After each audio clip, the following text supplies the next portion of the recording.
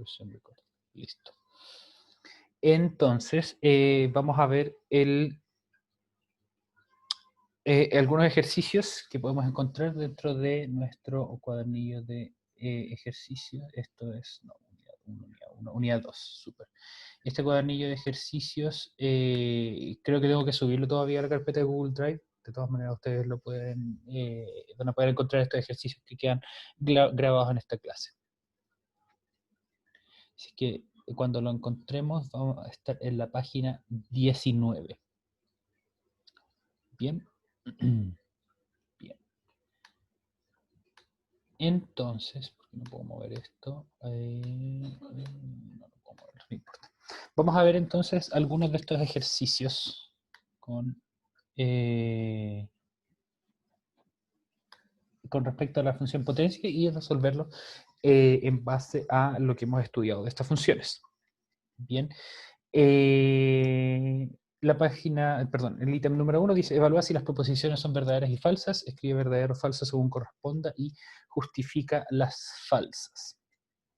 Ok, vamos a ir, voy a preparar también el libro de clases, así que me dan un momento para ir contrastando con lo que tenemos ahí y lo que hemos visto. Cristian dice: ¿es cierto que nadie se ríe con el Condorito? Sí, además que tiene humor anticuado, machista y clasista también muchas veces.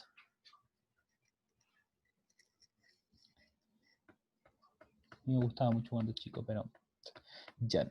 Entonces, función potencia. Ya, aquí tenemos crecimiento y crecimiento potencial. Súper.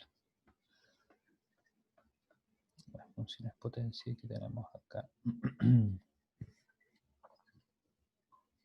Ya. Bien. Entonces, del cuadernillo, como me preguntan acá, en el cuadernillo de ejercicios vamos a estar en la página que les había dicho yo, 19. Bien, para que lo anoten después. Como les dije, creo que esta no está en la página de Google Drive donde están todos los libros. Voy a revisar en cuanto termine esta clase y si no está, se los subo ahí. Y es para que lo puedan ver entonces fuera del horario de clase. Súper. Entonces, número 1 dice: evalúa si las proposiciones son verdaderas o falsas, escribe verdadero o falso según corresponda y justifica las falsas. Número 1 dice: el recorrido de cualquier función potencia es el conjunto de los números reales. Bien, intenten hacer memoria un momento de qué es lo que aparecía en el libro. Recuerden de todos modos que el recorrido de una función son los valores que la función puede tomar. ¿Ok? No son los valores de x que puede recibir la función, sino que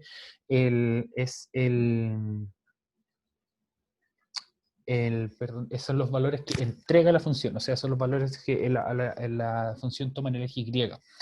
En este caso, si que ustedes tienen alguna idea, el recorrido de cualquier función potencia es el conjunto de los números reales, es falso, porque aquí lo podemos ver en un momento, tenemos el libro aquí de clases, tenemos dos ejemplos donde el recorrido de una función de exponente positivo par, por ejemplo, son solamente una mitad del plano cartesiano, o sea, la mitad solo de arriba o la mitad solo de abajo. Entonces aquí nos dice que el recorrido, por ejemplo, de estas son todos los números positivos y el cero.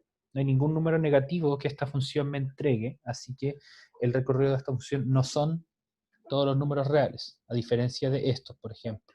Pero como nos preguntan sobre el recorrido de cualquier función potencia de números reales, esta es falsa. Por lo tanto, bien, hay algunas funciones potencia que no tienen recorrido de todos los números reales. Bien, de hecho, las de exponente negativo, por ejemplo, tampoco cumplen con que tengan recorrido de todos los números reales porque no pueden tener como no entregan como resultado el cero en ningún caso. Entonces ahí también tienen otro ejemplo. Número 2, inciso B de este ítem, el ítem 1. El gráfico de la función potencia f de x es igual a 6 por x elevado a 4 tiene un eje de simetría. Bien, recuerden que el eje de simetría hace referencia a la simetría axial, o sea que un objeto se pueda reflejar y el reflejo va a ser el equivalente a lo que se estaba reflejando previamente. Bien, entonces, En base a eso, piensen ustedes que efectivamente el gráfico de esta función potencia tiene un eje de simetría. Yo por mientras los voy a ir a graficar a mi página favorita, que es Desmos, y ustedes entonces piensen en un momento, basado en base, perdón, a las propiedades de las funciones potencias, si es que es el caso, ¿no?, que esta función tenga un eje de simetría. No es ese cuadernillo, dice la profe Claudia. Ah, claro, porque ese es solamente el cuadernillo de tercero. Sí, sí, ese es el que tenía en Google Drive y tenía justamente esa impresión, porque vienen separados. Los libros vienen juntos, pero los cuadernillos vienen separados.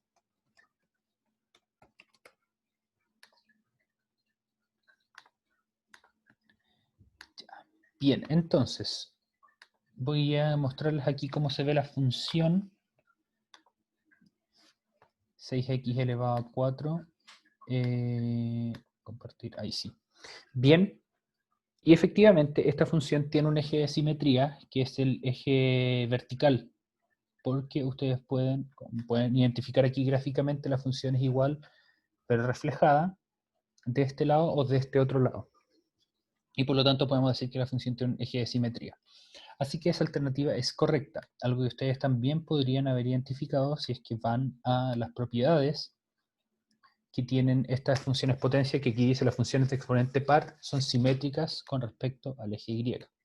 Entonces en este caso justamente es el eje Y que cumple la función de eje de simetría. Por lo tanto, el ítem B es verdadero.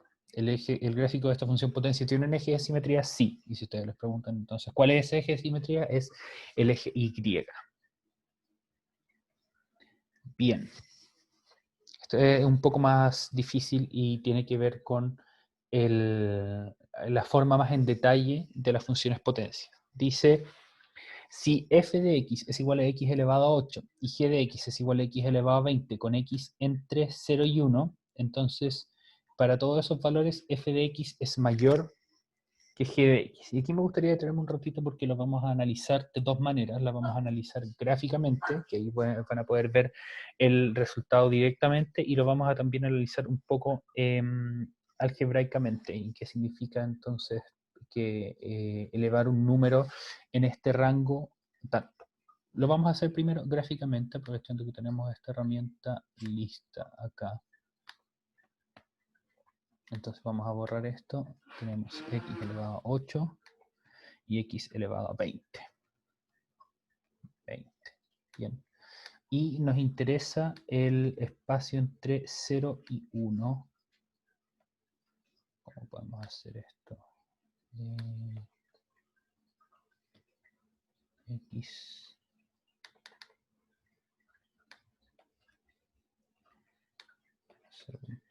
Y esto va a ser lo mismo. Y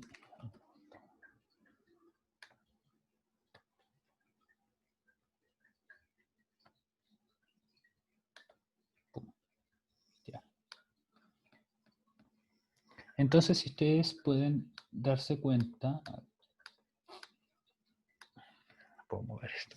La curva azul es el x elevado a 8 y la curva verde es el x elevado a 20, que tal como lo habíamos estudiado, cuando habíamos visto qué pasaba cuando le íbamos cambiando los exponentes a nuestras funciones, en este rango, la curva verde, que es la que tiene mayor exponente, se va pegando más al eje X, en correspondencia con lo que habíamos visto que se hacía más cuadrada. De hecho, fíjense que la curva verde es bastante más cuadrada que la curva azul.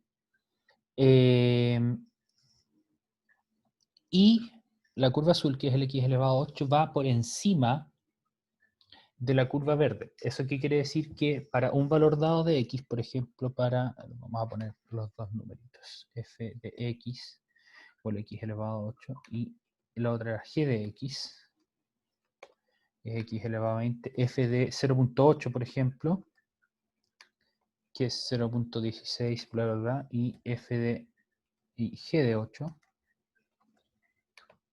esto es solamente un ejemplo, el valor de f es mayor que el valor de g. Y que eso se corresponde gráficamente, decir que la curva va un poco más arriba la curva celeste que la curva verde. Eso significa, o ese es el equivalente, perdón, en nuestra forma gráfica a decir que una función es mayor que otra. Una función es mayor que otra cuando en el gráfico va por arriba. Ahora bien, ustedes se preguntarán por qué no preguntan solamente en el intervalo entre 0 y 1. Porque si nos vamos fuera de este intervalo, por ejemplo acá, voy a mover un poco, por ejemplo acá es difícil, más difícil de ver, pero para números mayores que 1, la curva verde va por arriba de la curva azul.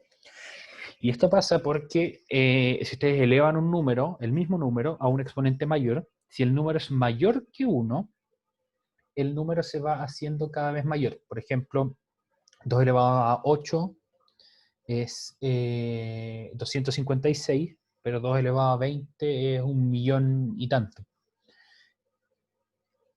Sin embargo, en los números entre 0 y 1 pasa algo bien interesante, que este orden se invierte. Mientras más veces eleven un número que está entre 0 y 1, más chico se va a hacer. Entonces, eso nos da pie para pensar este problema de la otra manera, que es un poco más, que involucra un poco más de intuición y más lógica, y que es lo que ustedes pueden hacer en ejercicios, por ejemplo, tipo prueba de transición, pues un poco no decirle PSU, pero ahí muchas veces vienen ejercicios con qué pasa si este número está entre 0 y 1, porque entre 0 y 1 pasan cosas más o menos raras. Y lo que ocurre es que entonces entre 0 y 1, mientras más veces ustedes eleven un número, en este caso tenemos por ejemplo x elevado a 20, el número va a ser más chico. Por lo tanto, y estudiándolo de estas dos maneras, podemos llegar a que esta proposición es efectivamente verdadera. ¿Dónde pueden confundirse ustedes? En pensar que al estar elevando un número a un exponente más grande, que en este caso este exponente es 20, esta función va a ser mayor. Y eso en general es cierto, pero no se cumple para números en este intervalo. Porque en este intervalo, mientras más veces ustedes eleven un número, más chico se va a hacer. Así que por lo tanto se cumple que mi función con el menor exponente es mayor solamente en ese intervalo. Así que esta es verdadera. Hasta el momento vamos falso, verdadero, verdadero. Vamos entonces a analizar el último caso. Dice, si f de x es igual a 3x elevado a n y f de 3 es 81, entonces f es una función impar. Veamos qué ocurre. Si es que reemplazamos esto acá, me va a costar un poquito hacerlo escrito. Perdón, no escrito, pero lo voy a escribir en el chat. Ahí se tiene una pregunta, le respondo inmediatamente cuando terminemos con este ejercicio. Entonces, nuestra función es 3x elevado a n. Y sabemos que f de 3 es 81. Pero f de 3 también cumple que es 3 por 3 elevado a n. Y eso es igual a 81. Entonces tenemos una nueva ecuación para trabajar. Y como les decía, se la voy a mandar en el chat. Y después lo podemos hacer en el Desmos. Vamos a pasar todas estas. Entonces, de acá tenemos 3 por 3 elevado a n. Fíjense que solamente el último 3 está elevado a n, no va con paréntesis. Entonces, podemos simplificar por 3 a ambos lados. 81 dividido en 3 es 27. Y nos queda una ecuación que es 3 elevado a n es 27. ¿Y qué número elevado a... 3 elevado, perdón, ¿a qué número me da 27? En este caso, entonces, n es igual a 3. ¿Tiene que ver esto un poquito con logaritmos? Sí, así que pueden haberlo hecho con usando esa técnica, que aquí lo hicimos, pero un poco por debajo, un poco oculto. Bien, y como su exponente es impar, entonces f es efectivamente una función impar. Bien, porque recuerden que la paridad o imparidad de la función está relacionado con cuál es la paridad o imparidad del exponente de nuestra función potencia, que de hecho justamente de ahí viene el nombre. ¿Por qué n es igual a 3? Porque tienes que pensar a qué número tienes que elevar al 3 para que te dé 27. Ah, no. Sí, está bien. Entonces 3 elevado a 1 es 3, 3 elevado a 2 es 9 y 3 elevado a 3 es 27. Y 3 elevado a 4 es 81, pero eso ya no es relevante. Entonces por eso n es igual a 3. Sí, excelente. Ahí la profe nos manda el cuadernillo correcto. Bien para que lo puedan ver. Yo después lo voy a agregar al Google Drive. Bien, Simón Muñoz con la misma pregunta, ¿por qué al hacer la ecuación de arriba nos salió 3? Porque tienes que buscar 3 elevado a qué número nos da 27. Ese simbolito del gorrito es un elevado, no es una multiplicación. Así que 3 elevado a qué número nos da 27. Sabemos que 3 elevado a 1 es 3.